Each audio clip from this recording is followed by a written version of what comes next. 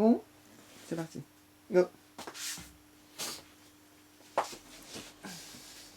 On peut voir ta tête, en fait, c'est là, si tu te mets comme ça.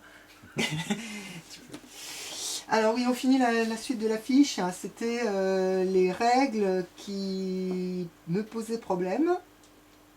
Donc on a parlé du corner où tous les gens étaient les uns contre les autres. Et il y avait des risques de violence injustifiés. Et c'était la contradiction de toutes les règles de foot. L'arbitre disait rien. Alors là, c'est le hors-jeu. Le hors-jeu, le joueur shoot, illico carton jaune. On a ça également des fois dans des... Il marque le but, tu sais, et il se prend un carton. Parce qu'il avait sifflé avant. Ouais. Et on n'entend pas. Et il y en a vraiment, on se demande. Mais ça, c'est une règle qui a été créée. Ça va être super intéressant de regarder l'histoire des règles. Il y a un site où il le montre, mais c'est fait très sommairement. L'histoire des règles, pourquoi on a fait telle règle à tel moment, qu'est-ce qui s'est passé? Parce que c'est comme en droit. C'est comme en droit, on ne fait pas les règles pour rien. On fait les règles à un moment parce pour répondre à une dérive ou... Ouais. Ouais. Il s'est passé des choses et ils ont pris cette décision, mais il aurait très bien pu ne pas y avoir cette décision. Ouais. Et des fois, il y a des règles, c'est pris à l'unanimité. Il y a des règles, c'est pris à 50-50. Mais les règles sont comme ça. Ouais. Et en fait, c'est pas du tout. Il y a des règles qui sont bonnes, et des règles aussi qui sont mauvaises. Ouais. Et donc, il faut les regarder de près. Et donc celle-là, moi, je pense, comme beaucoup de gens, on était sidérés. Une fois, je crois que c'était je sais plus si c'était Henri. Il avait shooté, mais quand tu regardes, il a fait son jeu tout à fait normalement, et il s'est pris un carton. C'était absolument... C'était injuste, quoi. C'était absolument injuste. Et là l'exemple que je dis, c'est hors-jeu, le joueur shoot, illico, carton jaune.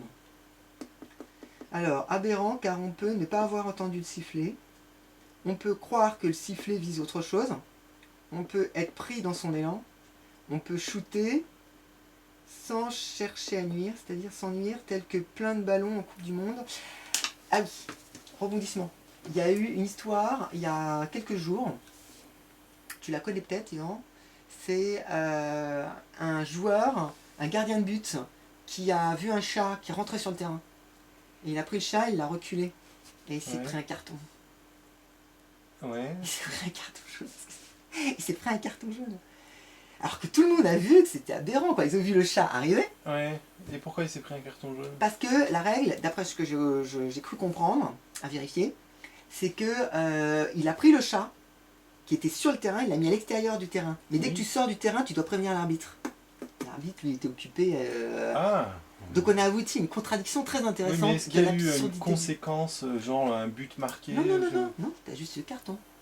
Tu crois qu'il y a eu ça? Ouais, il y a eu ça. S'il y a ça, c'est très grave. Ah, mais ça montre une contradiction, c'est-à-dire que là c'était un robot le mec. Bah, robot. L'arbitre, Les règles formelles, le formalisme le plus... À la lettre. Voilà.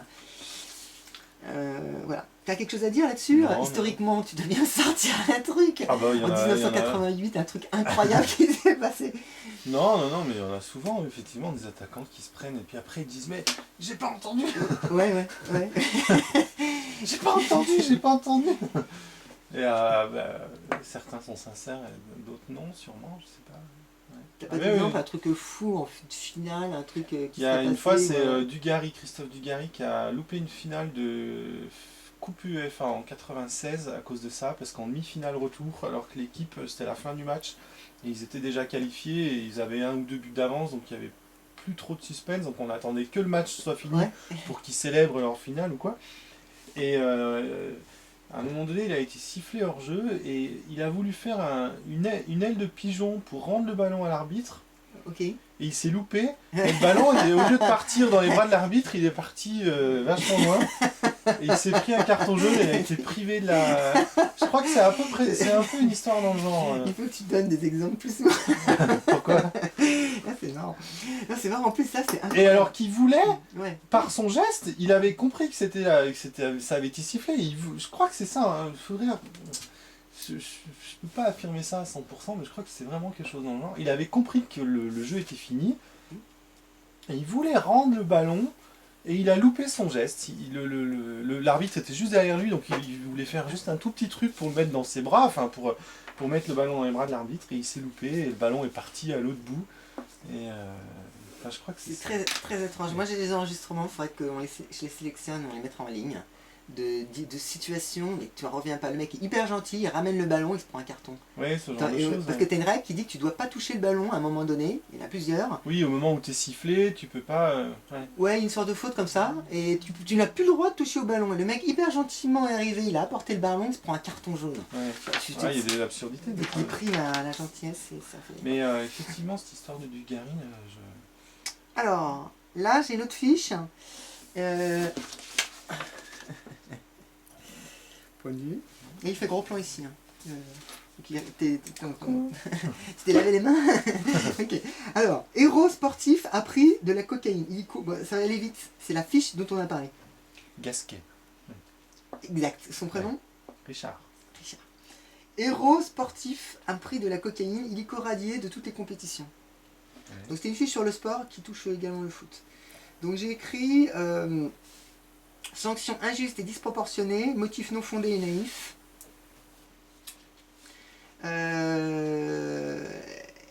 Et j'ai écrit plein d'autres trucs. Alors on va pas s'apesantir trop parce qu'on en a un peu parlé, on pourra revenir dans les détails.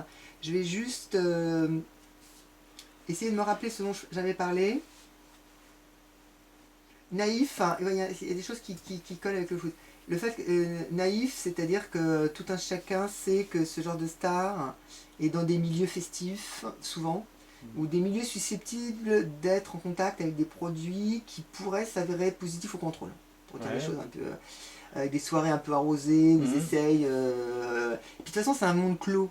Donc c'est un monde entre eux qui vivent dans leur espèce de jet set. C'est un monde clos, donc ils ont des usages propres à eux, c'est différent. Donc là, je disais, c'est là naïf. Le motif non fondé, ce qui était incroyable dans l'histoire de Gasquet, puisque tu parles de... C'est un tennisman, Richard Gasquet. Ça s'est passé en 2009. Ouais, peut-être 2008 plutôt.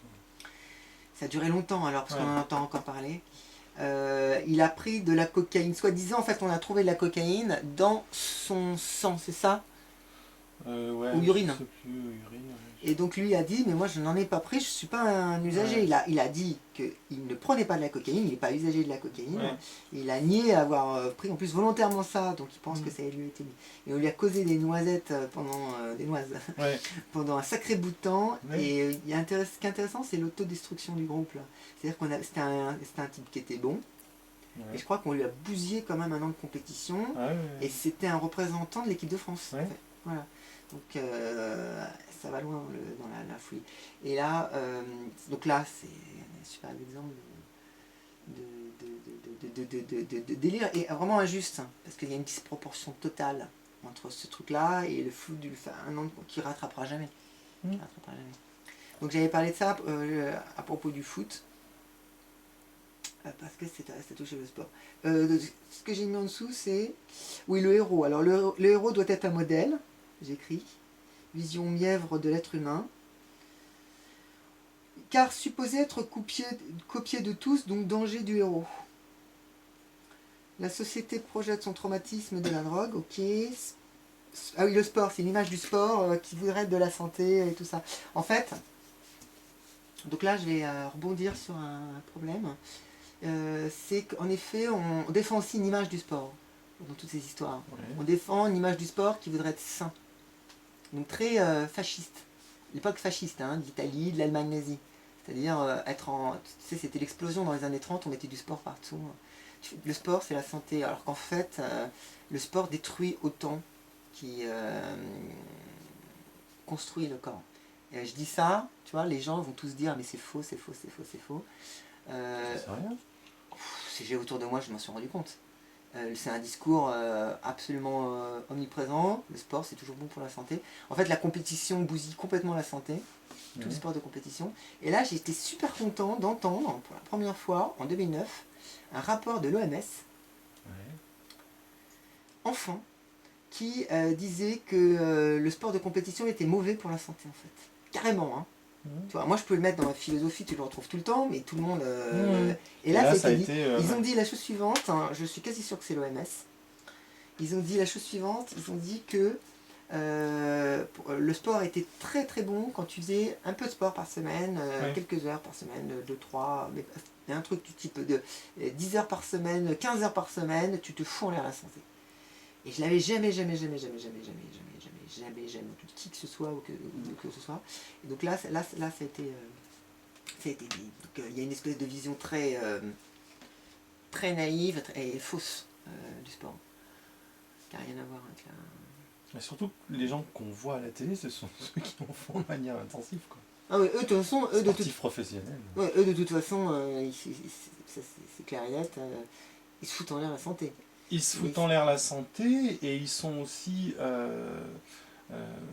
par les doses d'entraînement qu'ils sont obligés de s'infliger, ils ont des contreparties indispensables, quoi. Du type. C'est-à-dire la dose d'entraînement sur leur physique et la pression mentale qui repose sur eux, qui leur est infligée, ne peut pas faire autre chose que d'avoir des contreparties. Quand ils vont faire la fête, par exemple, ils dégoupillent complètement parce qu'ils ont besoin de se lâcher complètement. C'est naturel, c'est un processus.